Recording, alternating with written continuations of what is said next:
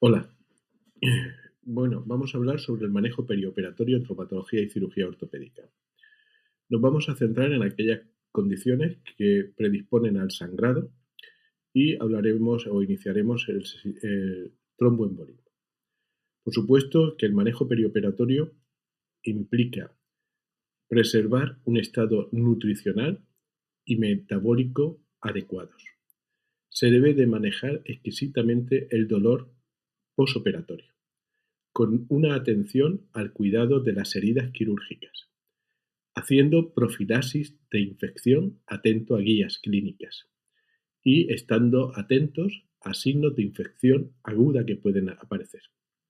Debemos de estar atentos a descompensaciones de patologías médicas preexistentes y, por supuesto, no es lo mismo una cirugía electiva que una cirugía de urgencia. El manejo comienza en la consulta donde debemos detectar condiciones anemizantes que van a influir en la pérdida sanguínea posterior. Se recomiendan cifras de hemoglobina superiores a los 13 microgramos litro para cirugías mayores. Debemos de ver un número de plaquetas adecuado, superiores a 50.000 en cirugías mayores y en caso de realizar anestesia neuroaxial superiores a 80.000. Debemos de ver riesgos de sangrado elevado, como antecedentes personales, coagulopatías, hepatopatías, INRs superiores a 1,5, alteraciones de la tromboplastina parcial activada excepto en el síndrome antifosfolipídico, insuficiencias renales, riesgos de sangrados cerebrales, hemorragias cerebrales 24 horas previas, hemorragias gástricas o genitourinarias 2 semanas previas, hipertensión severa y la ingesta de medicación contra la hemostasia. Precisamente son superutilizados actualmente los fármacos antiagregantes. Los antiagregantes, en el caso de la aspirina, pueden mantenerse aún con riesgo hemorrágico alto. Sin embargo, para los antiagregantes antagonistas de receptores P2 y 12, como el ticagrelor y el clopidogrel, deben retirarse a los 5 días. En el caso del prasugrel, a los 7 días, reintroduciéndosele a los 24 horas si el riesgo hemorrágico es bajo y a las 48 horas 72 si el riesgo hemorrágico es alto. La terapia puente es controvertida y las heparinas hay que saber que aumentan la reactividad plaquetaria.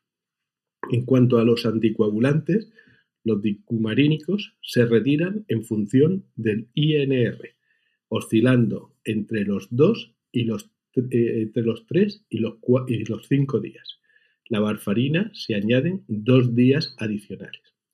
En los casos de los nuevos anticoagulantes orales, el dabigatran, hay que retirarlo en función del aclaramiento de creatinina y el riesgo hemorrágico, en periodos que oscilan como media de 3 a 4 días.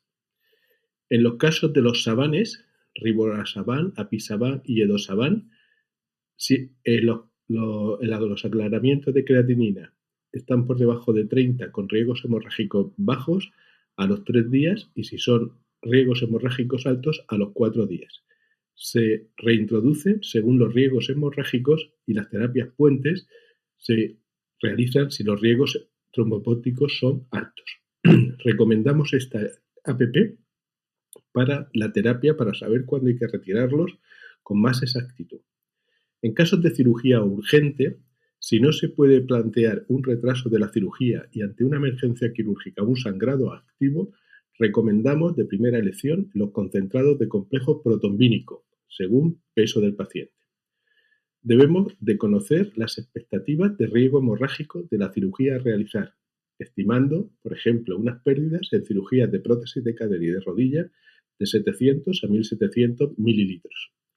El manejo perioperatorio, aparte de las técnicas quirúrgicas meticulosas, el ISO de hemostáticos, etc., exige, por ejemplo, en el caso de los hemostáticos, nosotros tenemos experiencia con el Tasochit y con el Evarres. La bibliografía al respecto nos indican que son seguros y son eficientes disminuyendo los costos hospitalarios y las complicaciones posoperatorias. Son hemostáticos efectivos, sellantes, sin efectos secundarios. El Evarres incluso demostró mayor adhesión frente al Tachosin. En otro orden de cosas, tenemos experiencia en terapia nerviosa con el Tisukol y se ha usado en la terapia para el tratamiento de tendón de Aquiles.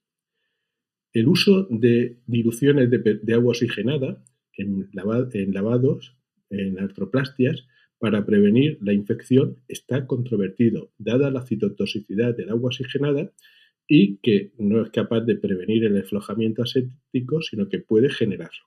Por otra parte, se han reportado casos de embolismos aéreos al usarlas con el cemento, provocando embolias gaseosas con fallos cardíacos. Aquí existe un protocolo para usarlo en prótesis. Los manguitos también están denostados. Deben de usarse el menor tiempo posible, no sobrepasando los 100 milímetros de mercurio sobre las presiones sistólicas. Producen liberación de radicales libres, citoquina y citoquinas, y pueden producir lesiones en músculos y órganos remotos. Los estudios que existen de la bibliografía indican que lo único que hacen es aumentar las estancias hospitalarias, cuestionan su uso rutinario, solo mejoran los tiempos quirúrgicos y existen riesgos tromboembólicos y aumento del dolor postoperatorio. La alternativa puede ser la terapia Wallach. La terapia Wallach modificada, que comenzó a usarse en procedimientos de mano, ha aumentado su uso en procedimientos de prótesis de cadera, de rodilla, con excelentes resultados iniciales. Consiste en una anestesia sin isquemia, empleando anestésicos locales con adrenalina. Se logra así un campo exangüe y se reducen las pérdidas sanguíneas a menos de 100 mililitros, reducen los sangrados intra y posoperatorios, evitan los efectos adversos de los torniquetes y su coste-efectividad es semejante a los bloqueos regionales. Los problemas son menores y no aparecen complicaciones mayores y tal. El grupo del Dr. Roques ha puesto esta técnica de inyección vascular periarticular siguiendo los bloqueos de Lalonde en el 2010 y así se aplica para cirugía de columna, cirugía de hombro, cirugía de cadera, cirugía de rodilla. La técnica consiste en realizar una anestesia general o espinal. Posteriormente, y bajo condiciones de asepsia y ecoguiadas, se hacen múltiples infiltraciones con aguja 22G de una mezcla de salino con epinefrina al 1.200, 1.400, 15 o 30 minutos antes de la cirugía. Esto produce un estado anticoagulante bastante óptimo. El uso de ácido tranexámico en cirugía es bien conocido, minimiza la pérdida de sangre, es un agente antifibrinolítico y nosotros lo usamos 1 gramo antes de la incisión y 1 gramo durante el cierre. Sin embargo, los regímenes pueden variar y se desconoce un enfoque óptimo según los datos de la bibliografía. Puede tener usos controvertidos en situaciones pretrombóticas y en estos casos su aplicación local de 3 gramos garantiza un efecto hemostático con un paso mínimo a sangre. No se debe administrar conjuntamente con factor 9. La bibliografía al respecto avala su uso, disminuye los porcentajes de transfusiones, por ejemplo, en prótesis totales de cadera del 19,3 al 2,3% y ha mejorado las tasas de no transfusión de sangre halogénica. Puede tener también una respuesta atenuante de la respuesta sistémica antiinflamatoria. En el posoperatorio, los drenajes cada vez menos y el menor tiempo de uso posible, el menor tiempo de duración y con menor vacío posible. Debemos de estar pendientes a las heridas. Unas heridas, como puede ser una cirugía tendinosa, se pueden complicar con una cirugía de supuración de la vaina tendinosa y que necesiten, por ejemplo, terapia de vacío y posteriormente colocar un colgajo interóseo posterior. El dolor debe controlarse. El dolor severo posoperatorio afecta a la recuperación, aumenta estancias hospitalarias y aumenta el riesgo de desarrollar dolor crónico que necesite opioides para su control. Por tanto, debemos de controlarlo. Factores predictores de este dolor, por ejemplo, se ha demostrado que fumar lo aumenta y los estados de salud previa pueden disminuirlo. En este manejo de este dolor perioperatorio, la analgesia con antiinflamatorios, inhibidores de la COX-2, con paracetamol, con gabapentina, es decir, en aquellos casos de dolor crónico o tratamiento con opioides, y las ketaminas como antagonistas de los receptores N-metil de aspartato, que van a tener un papel muy importante en el control del dolor neuropático. Podemos usar también de bloqueos anestésicos, del femorales, aductor, ciático, obturador y infiltraciones en la rodilla, por ejemplo, en la cápsula posterior o infiltración de anestésicos locales en varios puntos. Las transfusiones de concentrados de Matisse se reducen a aquellas situaciones donde la hemoglobina se encuentre como situación límite entre los 7-8 gramos decilitro. Hoy día se pretende siempre un ahorro de sangre, siempre que sea posible, con disminuyendo la alotransfusión, porque disminuye la morbimortalidad. Evitar la transfusión de sangre halógena. Existen artículos de principios de siglo que indican que aumentan las incidencias de infección. En estos riesgos de transfusión, la masa eritrocitaria preoperatoria y el tipo de cirugía propuesta son muy importantes. Por eso, para cirugías donde se prevén grandes pérdidas, es necesario o recomendable disponer de cifras de hemoglobina superiores a los 14 gramos decilitro. Se suelen admitir en el paciente sano los 7 gramos como umbral transfusional y si existen comorbilidades se suma a los 9.